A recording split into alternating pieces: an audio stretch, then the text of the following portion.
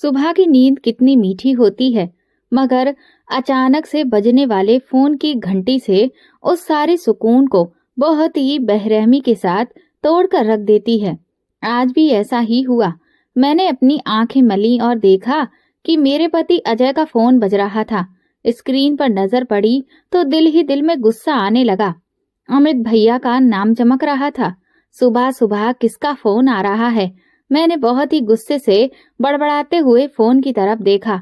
मेरी नींद खराब हो गई। ये मुझे बिल्कुल भी पसंद नहीं था, और वैसे भी अमित भैया मुझ पर कभी ज्यादा खुश नजर नहीं आते थे। मैंने खामोशी से फोन को साइलेंट पर कर दिया और करवट बदल कर लेट गई। नींद एक बार फिर से मेरी आंखों पर हावी हो चुकी थी कि तभी अचानक दरवाजे पर जोरदार दस्तक हुई। मैं हड़बड़ाकर उठ बैठी। वक्त देखा तो 11 बज रहे थे। दरवाजा खोला तो सामने अजय को देखकर मेरा दिल दहल गया। उनके चेहरे पर सख्ती और आंखें अजीब सी लाल हो रही थी। तुम्हारा फोन क्यों नहीं लग रहा? कब से कॉल कर रहा हूँ। अजय का लहजा बहुत सख्त था और उनके चेहरे पर बेचैनी के एक्सप्रेशन दिख रहे थे। क्या हुआ? मैंने हिचकते हुए पूछा। जल्दी तैयारी करो, हमें फौरन ही दिल्ली जाना है। अमित का एक्सीडेंट हो गया है। वो और भाभी अस्पताल में भर्ती है, इसीलिए उनका फोन आया था। ये सुनकर मेरे कदमों तले से जमीन निकल गई। मेरे पूरे शरीर में घबराहट का करंट सा दौड़ गया। एक लम्हे के लिए मेरा दिल जैसे बैठ गया हो।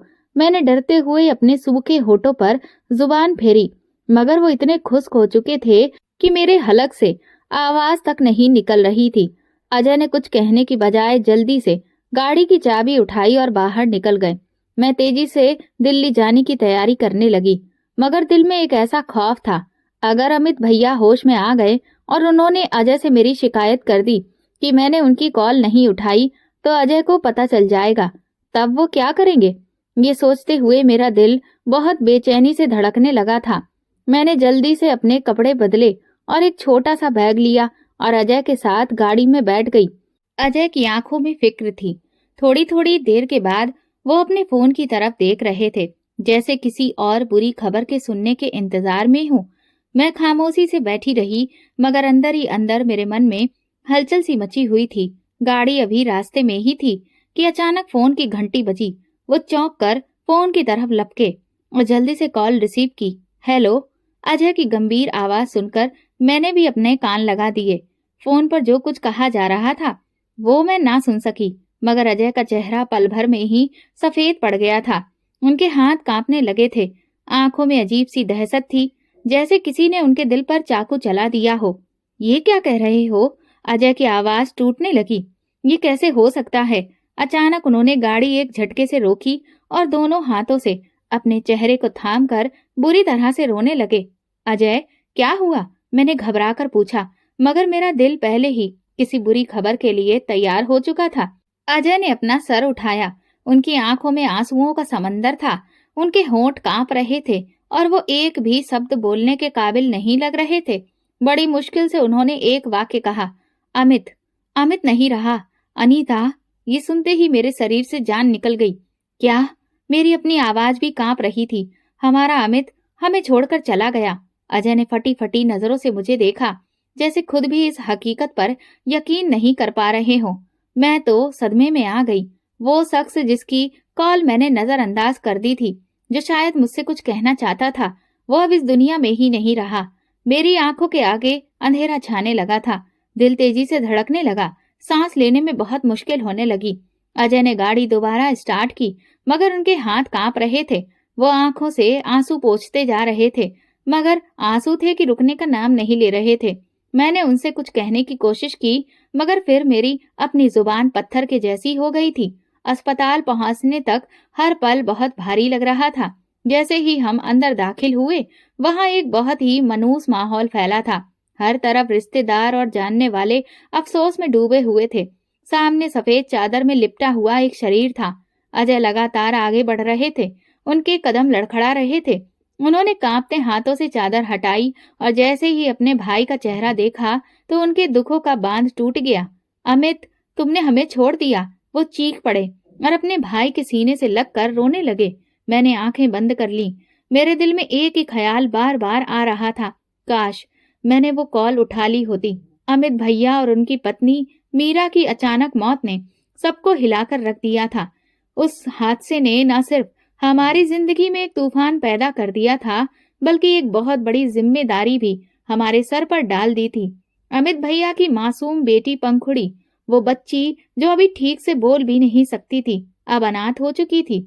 उस दिन जब उन दोनों का अंतिम संस्कार किया जा चुका था, अजय ने पंखुड़ी को सीने से लगा लिया और वो बच्चों की तरह रोने लगे। मैं हैरत से उन्हें देख रही थी। मेरे पति कभी इतने जज्बाती नहीं होते थे। वो तो बहुत ही सख्त मिजाज के थे, प्रैक्टिकल फैसला लेने वाले आदमी जो हमेशा भावनाओं से ज्यादा दिमाग का इस्तेमाल करते थे। मगर आज उनकी आंखों से बेतहासा आंसू बह रहे थे। ये मेरे भाई की आखिरी निशानी है, मैं इसे खुद से दूर नहीं कर सकता। अजय ने जब ये शब्द कहे तो मुझे अपने कानों पर यकीन नहीं आया। बच्ची के नाना नानी जो इस हादसे की खबर सुनकर तुरंत ही वहां पर पहुंचे थे, अजय से रिक्वेस्ट कर रहे थे कि वो पंखुड़ी को उन्हें दे दे। ये हमारी नातिन है, हम इसकी परवरिश करेंगे, हम इसे अपनी बेटी की निशानी समझकर पालेंगे, इस माँ की कमी महसूस नहीं होने देंगे, पंखुड़ी की नानी ने नम आंखों से कहा। लेकिन अजय ने सख्ती से इनकार कर दिया। नहीं, ये मेरा फर्ज है, ये मेरा हक है, मैं अपने भाई की आखिरी निशानी को कहीं भी नहीं जाने दूंगा, वो हमारे साथ रहेगी। ये सुनकर मेरे अंदर गुस्से की एक लहर दौड़ गई। मैंने गहरी सांस ली और अजय की तरफ देखा, मगर वो मुझसे नजरें चुरा रहे थे। मैं समझ नहीं पा रही थी कि ये कौन सा नया ड्रामा हो रहा है। अजय हमेशा से अपनी आजादी पसंद करते थे। वो खुद बहुत ही आजाद ख्याल आदमी थे, बच्चों के झंझट में पड़ने वाले बिल्कुल नहीं थे। फिर अचानक ही जिम्मेदारी का एहसास उन्हें कहां से हो गया। मैं खामोशी का दामन थामे रखा था, मगर मेरे अंदर एक तूफान उठ रहा था। कुछ दिनों के बाद हम दिल्ली से वापस मुंबई आ गए, मगर ये वापसी किसी भी तौर पर पहले के जैसी नहीं थी। हमारे साथ एक नन्ही सी बच्ची थी जो खामोश नजरों से हर चीज को देख रही थी। उसके मासूम चेहरे पर एक गहरी उदासी थी। मैंने कई बार महसूस किया कि वो दरवाजे की तरफ देखती, जैसे उसे लगता होगा कि उसके माँ बाप अभी वापस आ जाएंगे। अजय ने पंखुड़ी के लिए एक अलग कमरा सेट करवाया, जो मेरे लिए हद से ज्यादा हैरानी का कारण था। वो बच्ची के कपड़े, खिलौने और जरूरी सामान खुद खरीदने गए। ये सब कुछ मेरे लिए नाकाबिले यकीन था। एक रात जब मैं कमरे में बैठी कुछ सोच रही थी, अचानक से अजय मेरे पास आकर बैठ गए। अनीता, मैं जानता हूँ कि तुम इस सबसे खुश नहीं हो, मगर ये मेरा फर्ज है। अमित ने हमेशा मुझ पर भरोसा किया। वो जानता था कि मैं कभी उसे धोखा नहीं दूंगा। अब जब वो नहीं रहा तो क्या मैं उसकी बेटी को पराया कर दूं? अजय की आवाज में दर्द था। मैंने गुस्से से खुद पर काबू किया, मगर अजय, हमने कभी नहीं सोचा था कि हम किसी बच्ची की जिम्मेदारी उठाएंगे। हमारी अपनी भी जिंदगी है, हमारा अपना सुकून है। तुम अच्छी तरह जानते हो कि मैं कभी भी ये पसंद नहीं किया है, मैंने धीरे से कहा। अजय ने मेरी तरफ देखा, मगर कुछ नहीं बोले। उनकी खामोशी मुझे और ज्यादा गुस्सा दिला रही थी। अगले कुछ हफ्ते मेरे लिए किसी बड़ी परेशानी से कम नहीं थे। पंखुड़ी को इस नए माहौल में एडजस्ट करना मुश्किल हो रहा था। वो ज्यादातर खामोश रहती थी, कभी कभी रातों को जाग जाती और रोती रहती। अजय हर मुमकिन कोशिश करते कि वो खुश रहे, मगर वो मुझसे ज्यादा उनके करीब नहीं जाती थी। एक दिन जब अजय दफ्तर गए हुए थे, तो पंखुड़ी अचानक मेरी तरफ दौड़ी और मेरे करीब आकर खड़ी हो गई। उसकी आंखें आंसुओं से भरी हुई थीं। मम्मा, ये सुनकर मेरे दिल को जैसे झटका लगा। पंखुड़ी बेटा, मैं तुम्हारी मम्मा नहीं हूँ, मैंने सख्त लहजे में कहा और पीछे हट गई। वो मुझे हैरत से देखने लगी। उसकी मासूम आंखों में दुख की एक चमक थी। उस दिन मुझे एहसास हुआ कि शायद मैंने अपने अंदर प्रेम का वो जज्बा नहीं रखती हूँ जो एक माँ में होता है। मुझे लगा था कि सब कुछ मेरे लिए बोझ है और मैं इस बोझ को नहीं उठा सकती। अजय का रवैया मेरे साथ काफी बदल चुका था। वो मुझसे कम बात करते थे, ज्यादा वक्त वो पंखुड़ी के साथ गुजारते थे। मैंने कई बार उन्हें ये देखते हुए सोचा कि आखिर उनके अंदर ये बदलाव कैसे आ गया। क्या वो वाकई में अपने भाई की मोहब्बत में इतना बदल चुके थे, या फिर इसके पीछे कोई और वजह थी। मुझे उनके इस रवैये पर बहुत गुस्सा आता था, मगर मैंने उसे अपने तक ही बनाए रखा था। एक रात जब मैं अजय के फोन में एक मैसेज देखा तो मेरे दिल की धड़कनें रुक गईं। अजय भैया, मैं जानती हूँ कि आप पंखुड़ी के लिए सब कुछ कर रहे हैं, मगर क्या आपको याद है कि अमित भैया ने आपसे क्या कहा था? आप वो बात भूल गए? ये मैसेज पढ़कर मेरे मन में न जाने कितने सारे सवाल एक साथ खड़े हो गए। कौन सी बात अमित भैया ने मरने से पहले अजय को बताने की कोशिश की थी? अजय ने फौरन मैसेज डिलीट कर दिया, मगर मेरे लिए वो कुछ पल ही काफी थे। अमित भैया का क्या कहना चाहते थे? अजय क्या छुपा रहे थे? मेरे दिल में सवाल बढ़ने लगे थे और अब मुझे लग रहा था कि पंखुड़ी की कहानी के पीछे कोई और राज भी छुपा है। अमित भैया के देहांत को कुछ दिन हो चुके थे और हम वापस मुंबई लौट आए थे। पंखुड़ी अब हमारे साथ रह रही थी, लेकिन मेरे दिल में उसके लिए ना मोहब्बत थी, ना कोई हमदर्दी। मेरा रवैया पंखुड़ी के साथ हमेशा खराब था और अजय भी ये महसूस कर रहे थे। एक रात पंखुड़ी अपने कमरे में थी। अजय ने मेरा हाथ पकड़ा और मोहब्बत से मुझे अपने पास किया। अनीता, मैं तुम्हें एक बात बताना चाहता हूँ, अजय ने धीरे से कहा। मैंने फटी आंखों से उनकी तरफ देखा। क्या बात है? मैंने बहुत ही रूखे अंदाज में कहा। अजय ने एक पल के लिए खामोशी साधी और फिर बहुत ही धीरे से बोले, ये बच्ची हमारी किस्मत की चाबी है। ये शब्द सुनते ही मेरी बाछें खिल गईं। मैंने हैरत से और खुशी के मिले जुले एक्सप्रेशन के साथ अजय की तरफ देखा। क्या मतलब? मैंने बहुत बेताबी से पूछा। अजय ने संजीदगी से मेरी तरफ देखा और कहा, अमित ने अपनी जिंदगी में एक बहुत बड़ा कारोबार जमा रखा था और वो कारोबार सीधा पंखुड़ी के नाम पर है। अगर हम उसे अपने पास रखते हैं तो ये दौलत भी हमारे कब्जे में रहेगी। हम चाहें तो इसे अपनी मर्जी के मुताबिक इस्तेमाल कर सकते हैं, मगर इसके लिए जरूरी है कि पंखुड़ी भी हम पर पूरी तरह से भरोसा करे और हमेशा हमारे साथ रहे। ये सुनते ही मेरे दिल में खुशी की एक लहर दौड़ गई। जो बच्ची मुझे हमेशा एक बोझ लग रही थी, वही अब हमारे लिए खुशियों का खजाना खोलने वाली थी। तो तुमने क्या सोचा है? मैंने अजय से पूछा। मैंने फैसला कर लिया है, पंखुड़ी यहीं रहेगी, मगर हम उसे हकीकत से दूर रखेंगे कि वो किस कदर कीमती है। अजय ने मुस्कुराते हुए कहा। मेरे अंदर एक अजीब सा सुकून आ गया था। अब मैं उस बच्ची को बिल्कुल अलग नजर से देख रही थी। पंखुड़ी बहुत खूबसूरत बच्ची थी। उसकी बड़ी बड़ी आंखें, दूध जैसी सफेद रंगत और नाजुक नैन नक्श बिल्कुल परियों के जैसे मासूम बनाते थे, जबकि मेरी बेटी प्रिया सकल सूरत में पंखुड़ी के मुकाबले बहुत ही कम थी।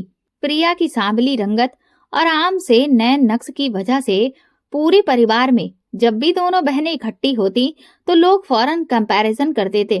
पंखुड़ी तो चांद जैसी है और प्रिया बस ठीक है। ये बात मेरे दिल में कांटे की तरह चुभती थी। मुझे प्रिया पर रहम आता था और साथ ही पंखुड़ी के लिए मेरा गुस्सा बढ़ने लगा था, क्योंकि सब लोग हमेशा पंखुड़ी की तारीफ करते थे, क्योंकि मेरी बेटी की कोई तारीफ नहीं करता था। ये वही वक्त था जब मैंने ये तय कर लिया था कि मैं पंखुड़ी को वो मुकाम कभी भी हासिल नहीं करने दूंगी जो वो चाहती है। अब मेरे पास मौका था कि मैं अपनी बेटी की बेइज्जती का बदला ले सकूं, उस बच्ची के साथ बुरा सलूक करके अपने दिल को ठंडक दे सकूं। पंखुड़ी बहुत होशियार थी, उसे पढ़ने का शौक था और शायद ये शौक उसकी माँ ने उसे दिया था। वो अक्सर हसरत भरी नजरों से मेरे बच्चों को देखती जो एक महंगे इंटरनेशनल स्कूल में पढ़ते थे। एक दिन उसने हिम्मत करके अजय से कह दिया, ताऊ, मम्मा कहती थी कि पढ़ना लिखना बहुत जरूरी होता है। वो मुझे स्कूल से छुट्टी नहीं करने देती थी। प्लीज मुझे दोबारा किसी स्कूल में एडमिशन दिला दीजिए। अजय ने उसे टालने की कोशिश की।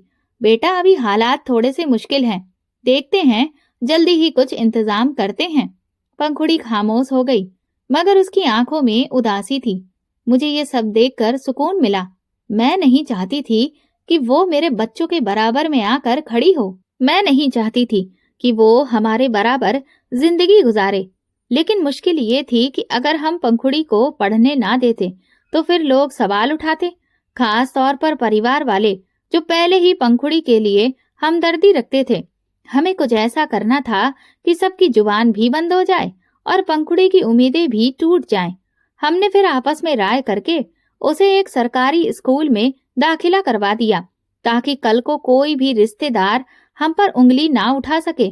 लोगों को दिखाने के लिए बस यही काफी है कि हमने उसको स्कूल भेजना शुरू कर दिया है।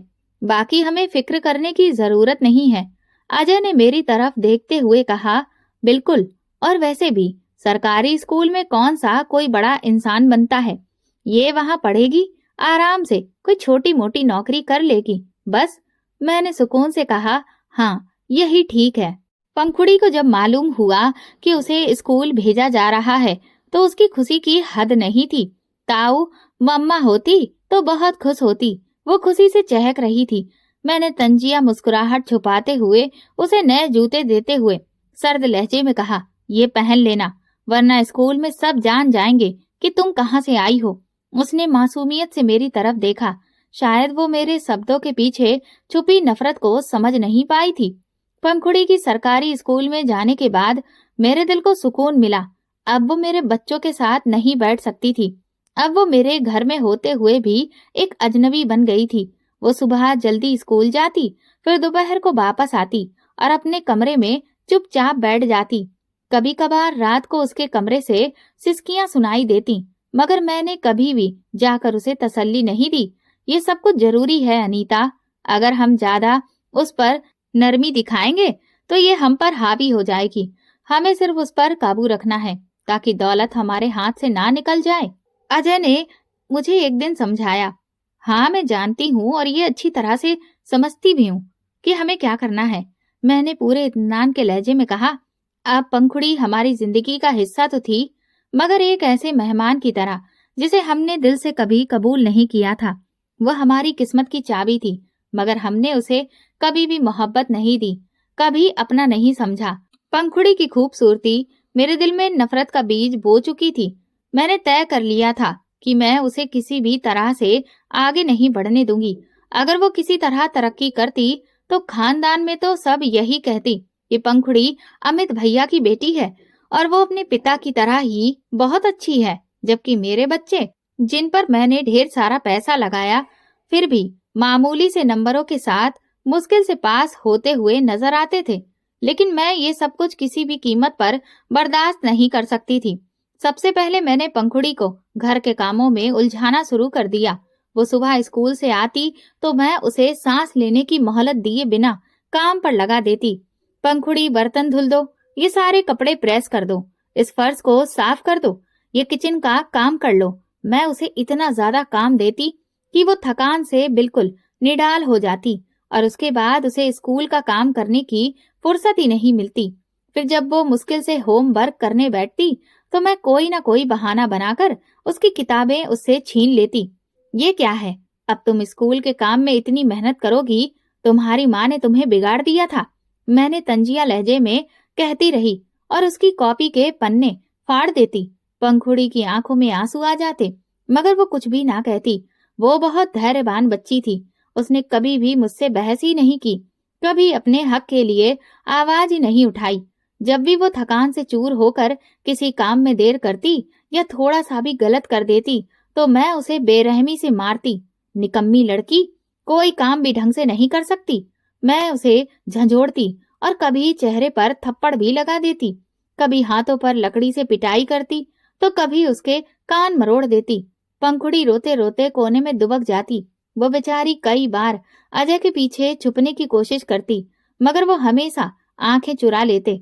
अजय कई बार मेरे रवैये को देखते, मगर वो मुझे कुछ भी कहने की हिम्मत नहीं करते थे। शायद वो जानते थे कि अगर उन्होंने ये हिम्मत की तो फिर घर में एक बहुत बड़ा हंगामा खड़ा कर दूंगी। एक दिन पंखुड़ी ने गलती से जब एक गिलास तोड़ दिया तो मैंने गुस्से में आकर उसे जोर से धक्का दे दिया। वो दीवार से जा टकराई और उसका माथा फूट गया। वहां से खून बहने लगा, मगर वो चुपचाप खड़ी रही। ये सब तेरी अपनी गलती है, सारा दिन सपनों में खोई रहती है, मैंने दांत पीसते हुए कहा और उसे चेहरा धोने का आदेश दिया। रात को जब मैंने देखा, वो चुपचाप अपने जख्म पर हाथ रखे लेटी थी। मेरी बेरहमी बढ़ती ही जा रही थी। मैंने उसके खाने पीने पर भी सख्ती करना शुरू कर दिया था। अगर कभी अजय किसी महंगे होटल से खाना लेकर आते तो मैं उसे साफ शब्दों में कह देती कि ये सब कुछ सिर्फ मेरे बच्चों के लिए है, तुम्हारे लिए हमने सादा रोटी और चाय कॉफी बना दी है। वो खामोशी से अपनी प्लेट उठा लेती और जो कुछ मिलता वो खा लेती। जल्दी ही मेरा व्यवहार इस हद तक पहुंच गया कि अगर वो बीमार हो जाती तो मैं उसे डॉक्टर के पास भी लेकर नहीं जाती। एक बार उसे बहुत तेज बुखार था उसके बावजूद वो घर के काम कर रही थी। मैंने उसे बिस्तर पर सोने की इजाजत नहीं दी थी, बल्कि ये हुक्म दिया था कि वो पूरा किचन साफ करे। रात को जब मैं अपने बेडरूम में आराम कर रही थी, तो कमरे के बाहर से धीरे धीरे सिसकियां सुनाई दी। मैंने झुझलाकर दरवाजा खोला। अब क्या मुसीबत है? पंखुड़ी कोने में दुबकी हुई थी। उसका शरीर कांप रहा था और वो सर पर हाथ रखे बैठी थी। मेरे सर में बहुत दर्द हो रहा है ताई, वो बहुत मुश्किल से बोली। ज्यादा ड्रामा मत करो, चुपचाप सो जाओ, सुबह स्कूल भी जाना है, मैंने सख्ती से कहा और दरवाजा बंद कर लिया। अजय पास में ही लेटे थे। उन्होंने एक नजर मेरी तरफ देखा, मगर कुछ नहीं कहा। अगली सुबह पंखुड़ी की हालत बहुत खराब हो चुकी थी, मगर मैंने उसे जबरदस्ती स्कूल भेज दिया। अजय सब कुछ देख रहे थे, मगर वो खामोश थे। वो शायद जानते थे कि अगर वो मेरे खिलाफ कुछ कहेंगे तो आफत आ जाएगी। अनीता, शायद तुम पंखुड़ी के साथ कुछ ज्यादा ही सख्ती कर रही हो, एक दिन उन्होंने हिचकते हुए कहा। ओहो, अब तुम्हें उसका ख्याल आ रहा है? जब यह हमारे बच्चों से ज्यादा होशियार बन रही थी, तब तुम्हें कुछ महसूस नहीं हुआ? मैंने तंजिया अंदाज में कहा। अजय ने कोई जवाब नहीं दिया। वो मेरी फितरत को बहुत अच्छी तरह से समझते थे और किसी मुश्किल में पड़ना नहीं चाहते थे। इन तमाम परेशानियों के बाद भी पंखुड़ी की उम्मीद अभी भी जिंदा थी। एक दिन जब अजय शाम को घर आए, तो पंखुड़ी दौड़ती हुई उनके पास गई और बोली, ताऊ, क्या मैं अपनी क्लास की बाकी लड़कियों की तरह नए कपड़े ले सकती हूँ? मेरी यूनिफॉर्म बहुत पुरानी हो चुकी है। अजय कुछ बोलते ही वाले थे कि मैं फौरन बीच में दखल देकर बोली, नए कपड़ों की जरूरत नहीं है, पुराने काफी हैं, और ज्यादा नखरे ना दिखाओ। पंखुड़ी की आंखें झुक गईं। उस दिन मैंने उसके चेहरे पर पहली बार उदासी और हार देखी, जैसे वो अब अच्छी तरह से समझ चुकी हो कि वो कभी भी हमारे दिल में जगह नहीं बना पाएगी। मैंने दिल ही दिल में सोचा, यही तो मैं चाहती थी कि ये जान ले कि ये हमारे साथ रह सकती है, मगर हमारे जैसी कभी भी नहीं बन सकती। पंखुड़ी की ये बेबसी ज्यादा देर तक कायम नहीं रहने वाली थी। किस्मत के खेल भी निराले होते हैं, और शायद कुदरत ने मेरे लिए कुछ ऐसा सोच रखा था जिसके बारे में मैंने कभी सपनों में भी नहीं सोचा था। जब से पंखुड़ी हमारे घर आई थी, ऐसा लगता था कि जैसे किस्मत ने हम पर मेहरबानी शुरू कर दी थी। मैंने कभी नहीं सोचा था कि इस बच्ची की बदौलत हमें इतना ज्यादा फायदा होगा।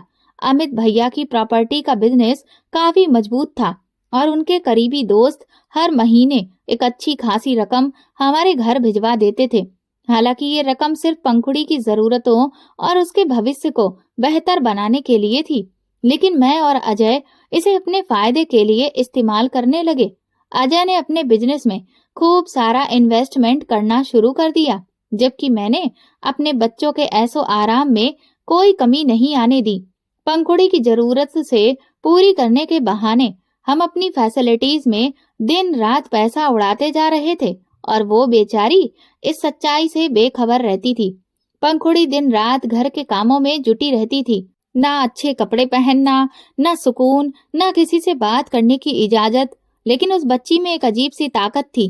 वो हर जुल्म सहकर भी जिंदा रहती थी। एक दिन मैं किसी जरूरी काम से घर से बाहर गई हुई थी। अजय दफ्तर में थे और पंखुड़ी हमेशा की तरह घर के कामों में लगी हुई थी। इसी दौरान दरवाजे पर दस्तक हुई और हमारी पड़ोसन गीता घर आ गई। कौन है? पंखुड़ी ने दरवाजा खोलते हुए पूछा। अरे बेटा, मैं गीता मौसी, तुम्हारी ताई नहीं है क्या? पड़ोसन ने मुस्कुराकर कहा। पंखुड़ी ने सर झुकाकर जवाब दिया, जी वो घर पर नहीं है। गीता ने हैरानी से पंखुड़ी को सर से पैर तक देखा। वो पसीने में भीगी हुई थी और उसके कपड़े गंदगी में लिप्त थे। हाथों में साबुन का झाग लगाए वो खड़ी थी। ये क्या हालत बनाई हुई है? गीता ने हैरत से पूछा। वो मैं बस कपड़े धो रही थी।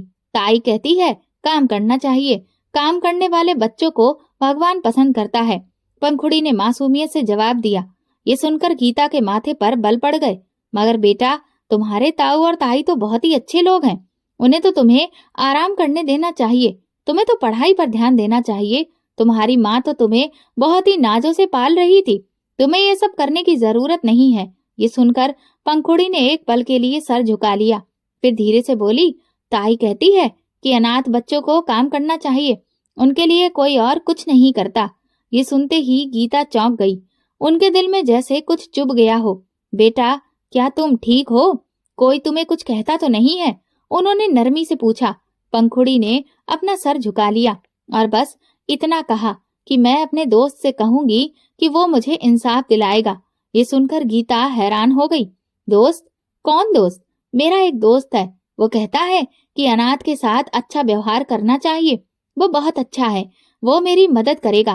पंखुड़ी की आवाज में उम्मीद थी, एक किरण थी। गीता ने ठान लिया था कि वो इस मामले को ऐसे नहीं छोड़ेगी। शाम को जब मैं घर वापस आई तो गीता मुझसे मिलने आई। उनके चेहरे पर नरमी थी मगर आंखों में सख्ती थी। अनीता बेटा, मैं तुमसे एक बात करना चाहती हूँ। जी मौसी, सब कुछ ठीक तो है? मैंने मुस्कुराते हुए पूछा, मगर मेरे दिल में एक अनजानी सी बेचैनी उठी। बेटा, आज मैं तुम्हारे घर आई थी, पंखुड़ी से मेरी मुलाकात हुई। वो बेचारी किस हालत में थी? क्या उसे इतने सारे काम करने पड़ते हैं? तुम्हें मालूम है कि अनाथ बच्चों के भी कुछ अधिकार होते हैं।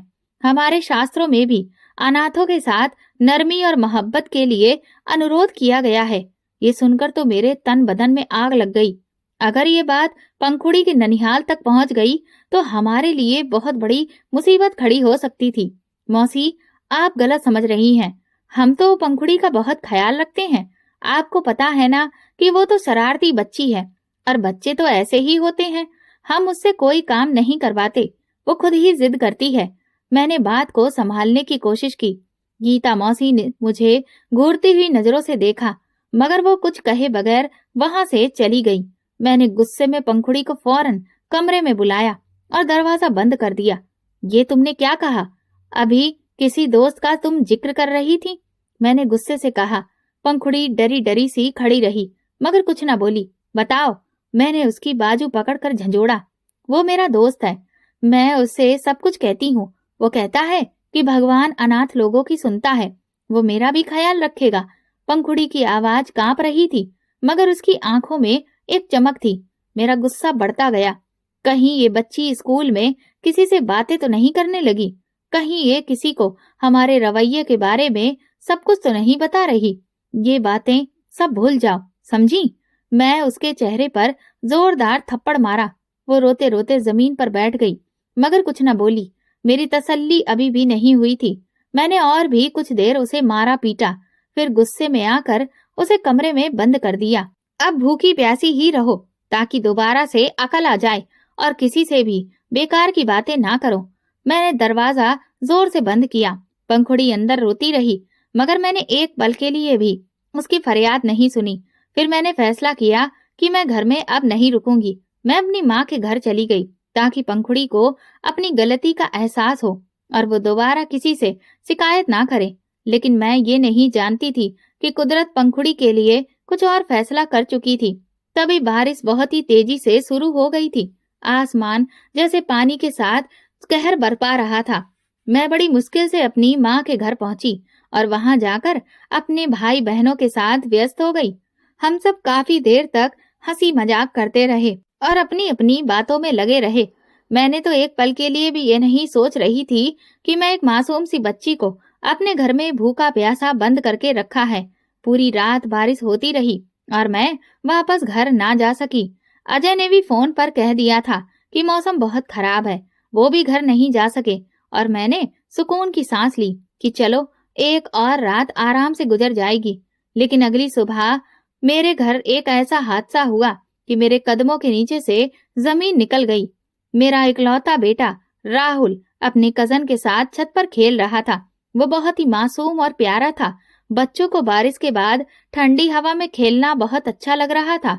मैं भी किचन में माँ के साथ बैठी बातें कर रही थी कि अचानक घर में शोर मच गया। राहुल गिर गया। किसी के चीख सुनकर मेरे हाथ से पानी का गिलास छूटकर जमीन पर गिर पड़ा। मैं भागती हुई बाहर निकली तो देखा राहुल जमीन पर बिना किसी हरकत के पड़ा था। उसके आसपास सब लोग जमा थे। कोई उसे उठाने की कोशिश कर रहा था तो कोई पानी के छींटे मार रहा था, मगर वो बेहोश पड़ा था। राहुल मेरे बच्चे, आंखें खोलो। मैंने उसके चेहरे को अपने हाथों में थामा मगर वो बिल्कुल भी नहीं हिला। जल्दी से अस्पताल ले चलो। तब तक अजय भी आ चुके थे। वो चीखते हुए कहने लगे और हम सब उसे फौरन गाड़ी में डालकर अस्पताल की तरफ भागे। रास्ते में मेरे आंसू रुकने का नाम नहीं ले रहे थे।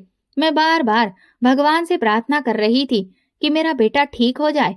हे भगवान, मेरा बच्चा सुरक्षित रहे। मैं तुझसे रहम की भीख मांगती हूँ। मैं बार बार प्रार्थना कर रही थी, मगर मेरे दिल में एक अजीब सा खौफ उठने लगा था। अस्पताल में पहुंचते ही डॉक्टर ने राहुल को इमरजेंसी वार्ड में दाखिल कर लिया।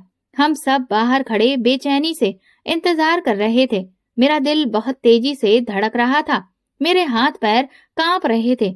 आंखों में बस एक ही मंजर था, मेरा मासूम बेटा जो हंसता खेलता था, अब अस्पताल के बिस्तर पर बेहोश पड़ा था। कई घंटे के इंतजार के बाद डॉक्टर बाहर आए। उनके चेहरे के एक्सप्रेशन देखकर मैं तो टूट सी गई। कैसा है मेरा बच्चा? मैंने घबराकर पूछा। डॉक्टर ने एक गहरी सांस ली और फिर धीरे से कहा, हमने अपनी पूरी कोशिश की है, मगर गिरने की वजह से उसकी रीढ़ की हड्डी पूरी तरह से टूट गई है। क्या मतलब? मेरा सर चकरा गया। राहुल की रीढ़ की हड्डी टूट गई है। अब उसके दोबारा चलने की उम्मीद बहुत ही कम है। ये सुनते ही मेरे पैरों तले से जमीन निकल गई। नहीं, ये झूठ है। मेरा बेटा बिल्कुल ठीक हो जाएगा। मैं चीखने लगी। अजय के चेहरे पर गहरा सदमा था। उनकी आंखों में आंसू थे, मगर वो खामोश खड़े थे। मैं जमीन पर बैठ गई। मैं बुरी तरह से कांपने लगी। मेरा बच्चा? नहीं, ये नहीं हो सकता। मैं फौरन भगवान से प्रार्थना करने के लिए अस्पताल के छोटे से मंदिर में भागी। मेरा दिल खौफ से कांप रहा था।